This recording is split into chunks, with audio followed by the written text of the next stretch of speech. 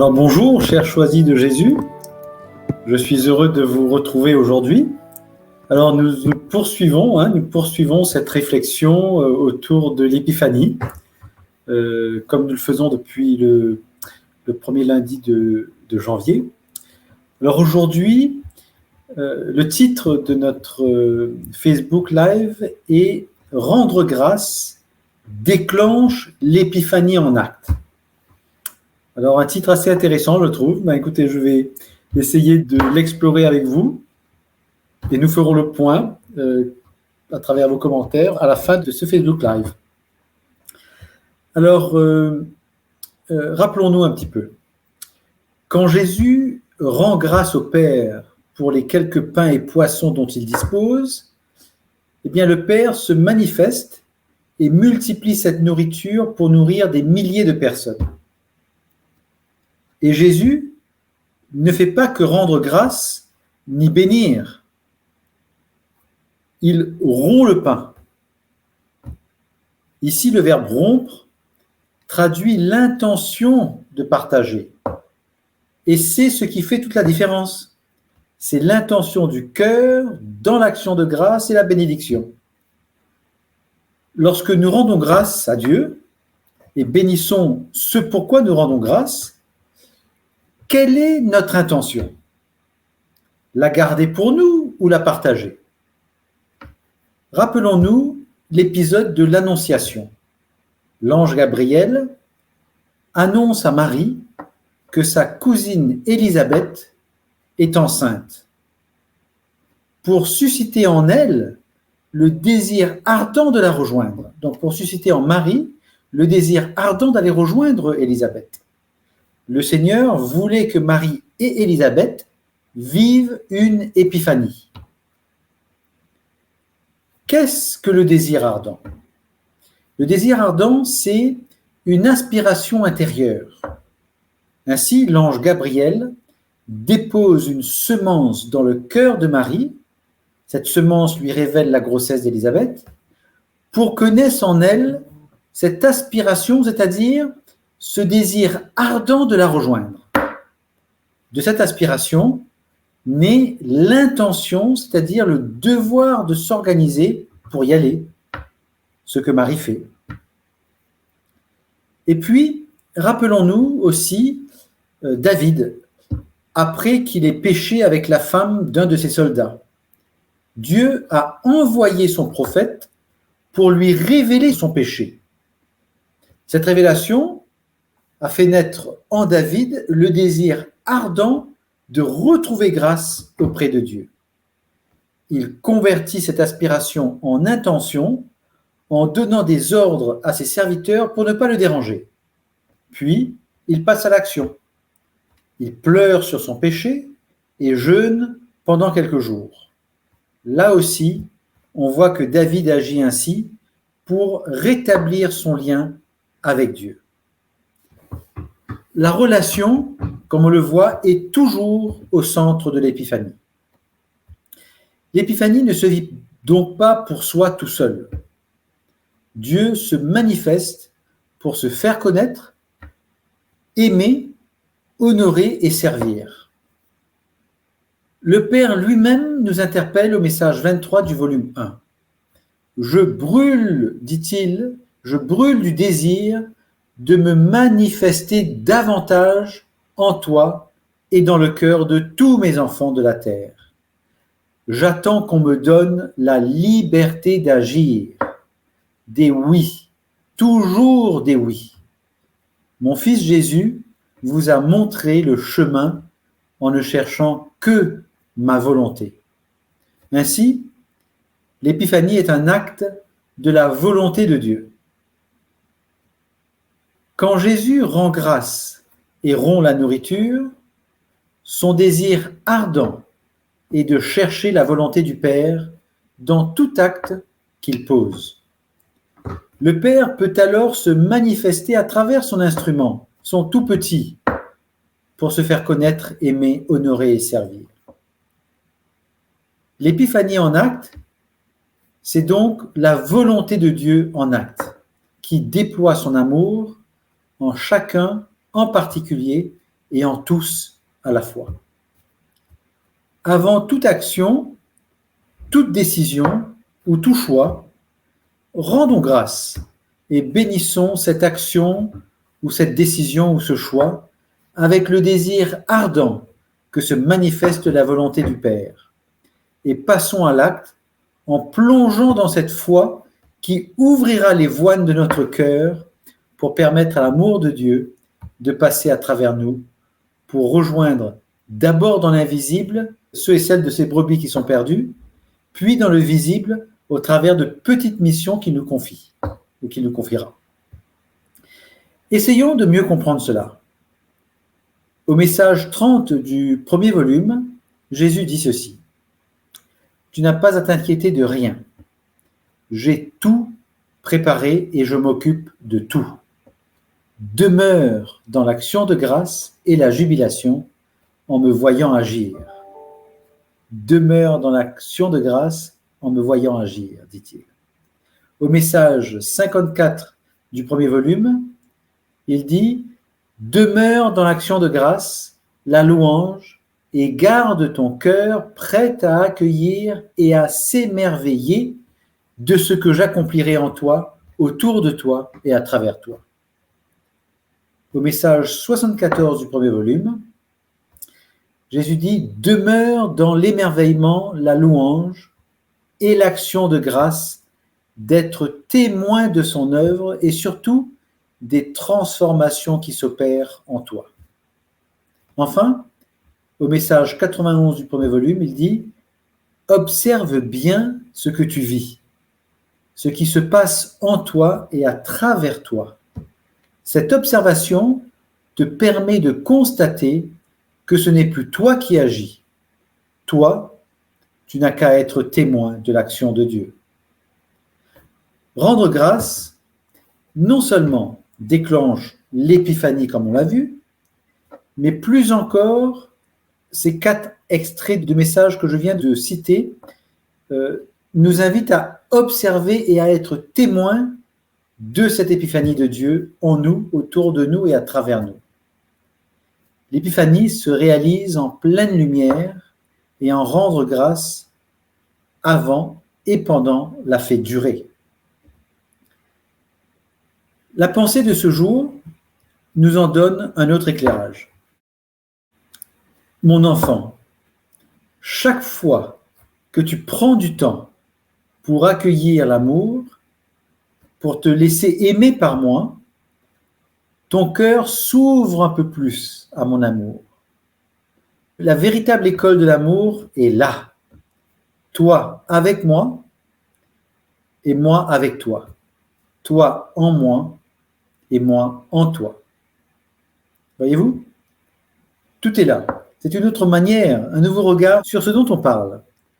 C'est une manière de parler de l'épiphanie, sans la mentionner. Voyez-vous, lorsque nous accueillons l'épiphanie dans nos vies au quotidien, eh bien, nous avons souvent tendance à vouloir chercher des signes.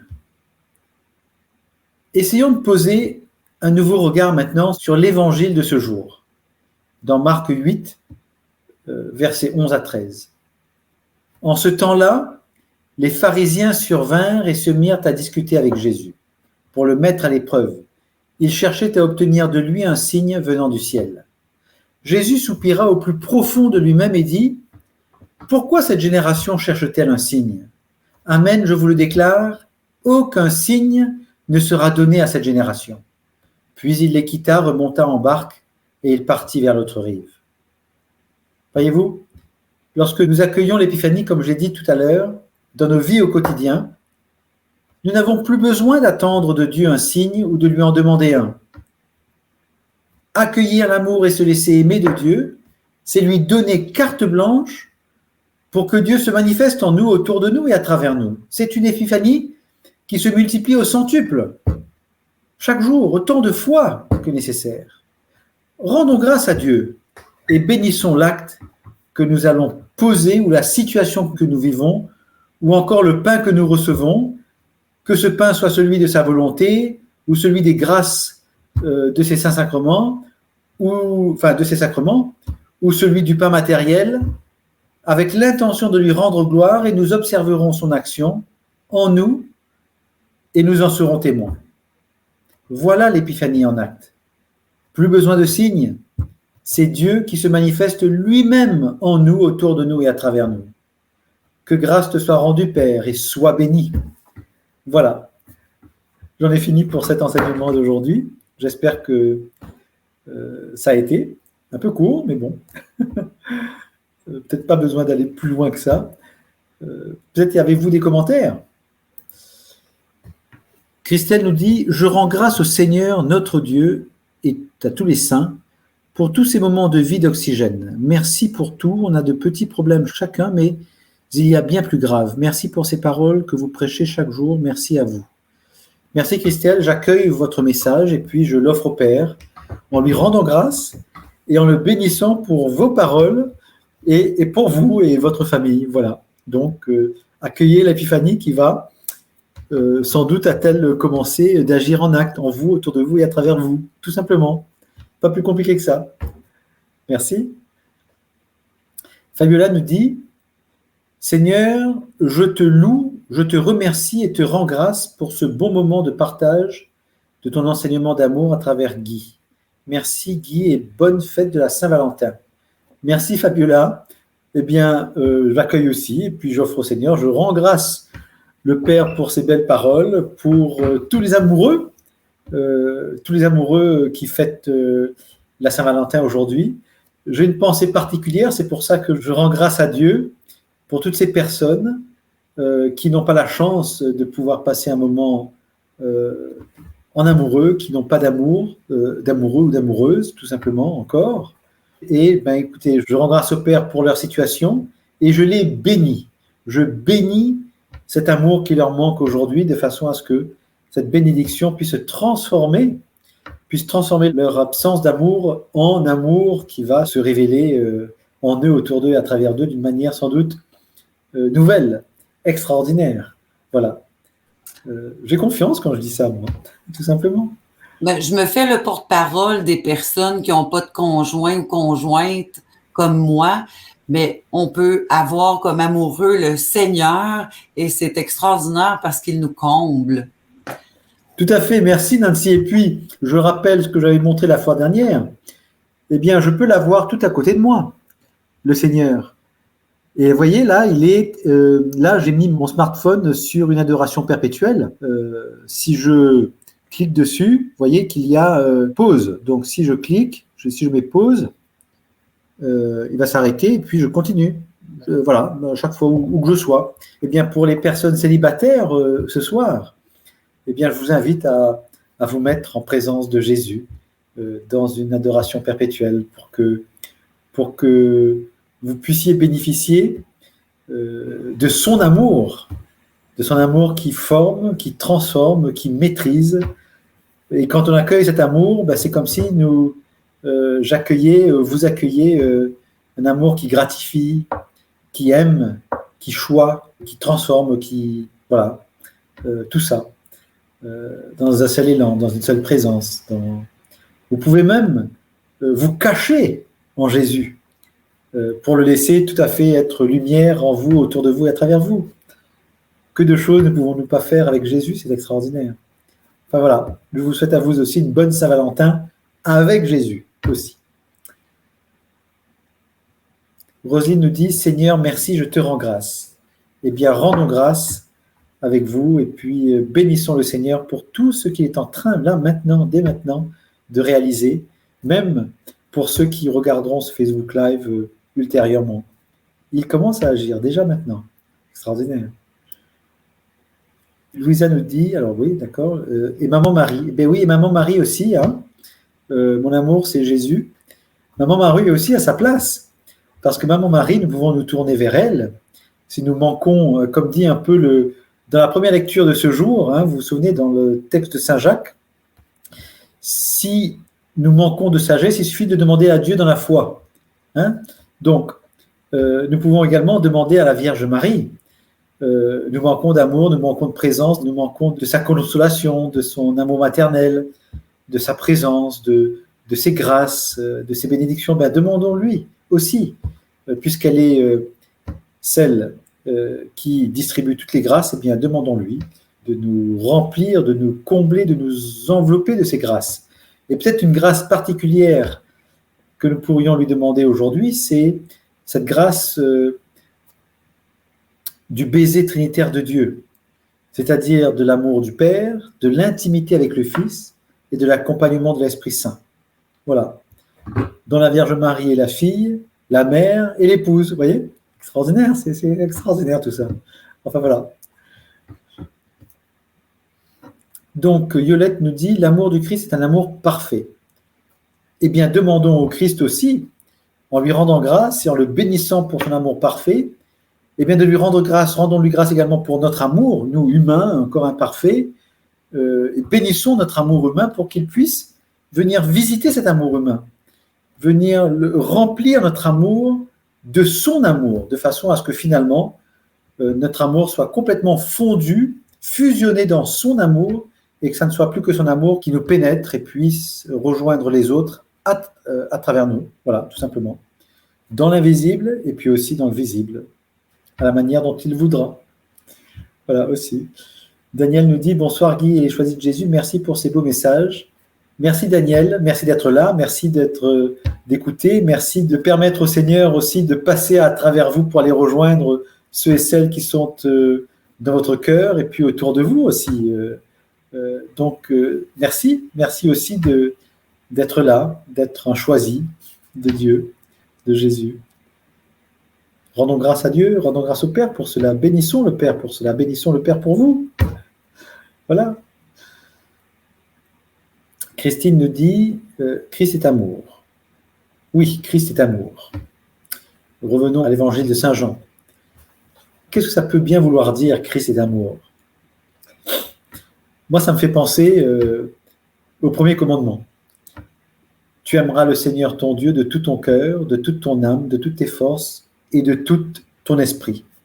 Et ton prochain comme toi-même. Si on remarque bien, aimer son prochain comme soi-même, il y a une limite qui est donnée. Par contre, tu aimeras ton Dieu de tout ton cœur, de toute ton âme, de toutes tes forces, de tout ton esprit. C'est un amour, c'est aimer Dieu au-delà de tout. Mais aimer le prochain, c'est l'aimer à la mesure de ce que nous pouvons nous aimer. Vous voyez, il y a vraiment une différence. Et je pense que quand on pense à Dieu amour, eh bien, il faut vraiment, je crois, plonger dans son amour, unir notre amour à son amour, pour que finalement, son amour puisse nous remplir et pénétrer nos cœurs, purifier nos cœurs, mais également pénétrer nos pensées, nos paroles, nos actes, de sorte que notre amour humain, à la fois pour nous et pour les autres, soit à la mesure de son amour à lui et non pas du nôtre. Voilà. Un petit partage. Caroline nous dit « Amen, Alléluia, merci Seigneur. Plus on te découvre, Seigneur, et plus on voit combien on est indigne de recevoir tout cet amour, et pourtant il nous aime comme ça. » Oui, comme il nous dit, nous n'avons aucun mérite, aucune vertu capable de justifier son amour pour nous. Son amour est totalement gratuit. Et il nous dit, aime, laisse-toi aimer, laisse-toi aimer. J'ai envie de t'aimer, laisse-toi aimer. Et ça me fait penser effectivement, quand nous étions enfants ou avec nos propres enfants. En tant que parents, nous avons envie d'aimer nos enfants. Quoi qu'ils aient fait, ils n'ont pas besoin d'être vertueux ou méritants. On a simplement besoin de les aimer. Et je pense que Dieu, c'est tout à fait ça, mais à une échelle infinie, dont on ne peut même pas imaginer cet amour qu'il veut nous donner. Rien même que le fait qu'il ait pu envoyer son Fils et que son Fils lui-même ait voulu tout vivre pour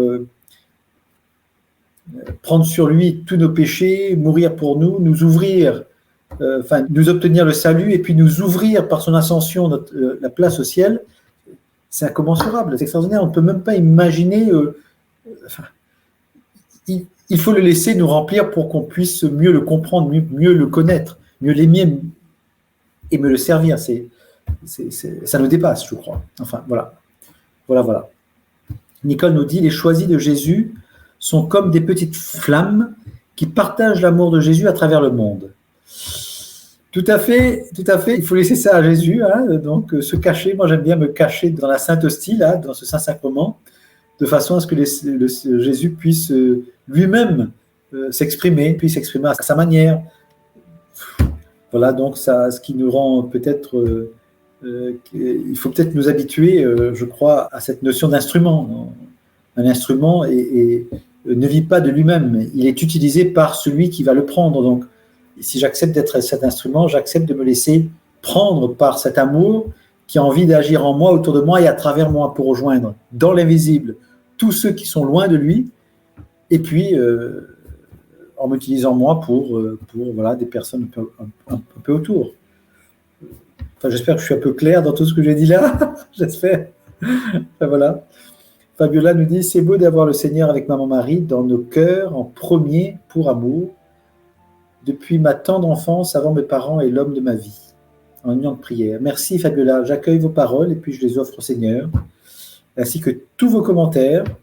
Je rends grâce à Dieu, au Père, pour tous ces commentaires, toutes ces paroles, toutes ces pensées, toutes ces intentions là, que vous avez, que vous portez, comme les miennes. Bénissons-les, bénissons toutes ces paroles, toutes ces intentions, tous ces désirs ardents que nous avons, et laissons la place à Dieu pour qu'il puisse se manifester, que son épiphanie en acte se réalise tout simplement aujourd'hui et puis dans les jours qui viendront, jusqu'au moment où il voudra bien nous rappeler à lui. Voilà. Je vous remercie. Donc, alors Véronique nous dit, Dieu nous aime tels que nous sommes. Merci Seigneur de nous bénir par ton amour divin et incommensurable. Voilà, il suffit de demander au Seigneur de nous bénir et il le fera. Comme le dit Saint Jacques dans sa lettre, sans reproche. Hein, il le fait sans reproche. Il suffit de lui demander et puis il nous donnera. Il n'a envie que de ça, de nous combler. Pouvons-nous peut-être nous laisser notre cœur s'ouvrir? Accueillons son amour et puis accueillons tout simplement. Peut-être pouvons-nous nous engager pour que dans cette semaine, nous rendions grâce au Père pour tout ce que nous avons à vivre et bénissons ce tout que nous avons à vivre. Et puis, observons ce qui se passe en nous, mais aussi autour de nous, et soyons témoins en continuant de lui rendre grâce, en continuant de le louer, et en se laissant nous émerveiller dans cet état d'esprit où nous nous laissons surprendre. Laissons-nous émerveiller, n'ayons pas d'attente préalable. Je vous souhaite une bonne semaine, dans les bras de Jésus, dans les bras de la Vierge Marie, en présence de Dieu le Père, dans l'amour du Saint-Esprit. Que Dieu vous bénisse et vous garde dans sa paix. Bonne semaine et à lundi prochain. Au revoir.